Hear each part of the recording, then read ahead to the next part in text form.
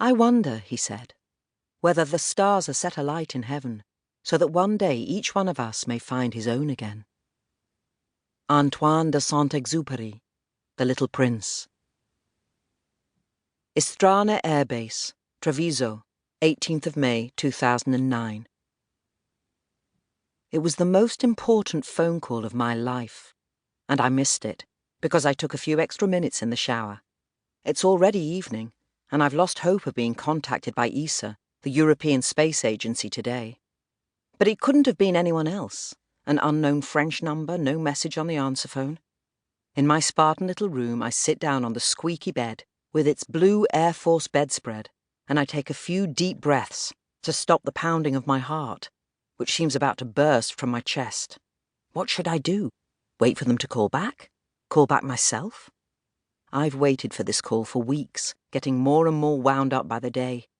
In Italy, France, Germany, the United Kingdom, Denmark and Finland, 9 other young Europeans are waiting just like me, all of them gripped by the same anxiety. We are the final 10 applicants for the position of astronaut in a selection process that has lasted more than a year. We expected it to end a few months ago, after 22 of us attended an interview with a group of ESA's senior managers. But we had a final surprise last month. Instead of the expected yes or no outcome, an end to our agonizing uncertainty, there was another call from France, with an invitation to one more test, a final interview with the Director General. Only 10 of us were involved. Thousands of applicants have already been eliminated in previous selection phases. But a rejection at this stage would be devastating, just when the dream has taken on substance and is no longer a wisp of will and imagination. In the past few days, the tension has become almost unbearable. The press conference, an introduction of the selected applicants, is scheduled to take place in Paris the day after tomorrow. Who would have imagined that we'd still be waiting for the final outcome at 9 in the evening 2 days before? Fortunately, we belong to a connected generation. Either directly or indirectly, we are all in touch, and we reassure each other that no one else has had any news. I'm still sitting on my bed, not sure what to do, when an email drops into my inbox. I jump. Subject: ESA Astronaut Selection. I open it immediately, expecting only a number and a time to call back. Instead, one simple sentence, dry and technical, dissolves my tension. Every fibre in my body, my entire being relaxes. I don't cheer, I don't laugh, I don't cry. I'm pervaded by a feeling of quiet joy, and I relish a profound relief in silence.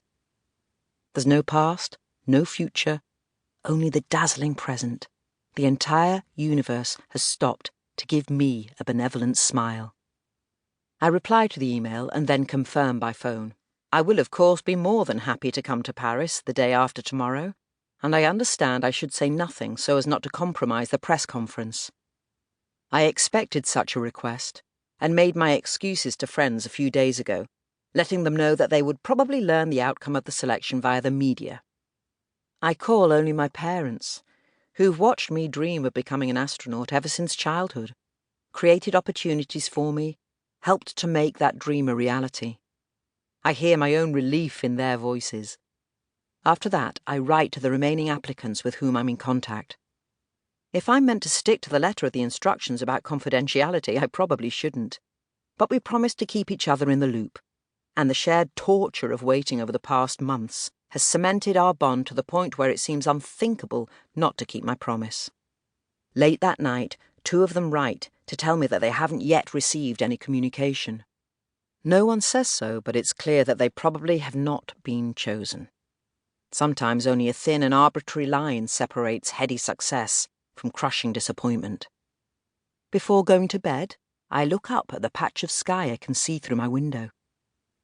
One day, when I'm on board the International Space Station, I too will be just a bright dot up there. I can hardly believe that I've actually got to this place in my life. With a mixture of talent, hard work, and extraordinary good luck, I've been able to realize something that's almost impossible.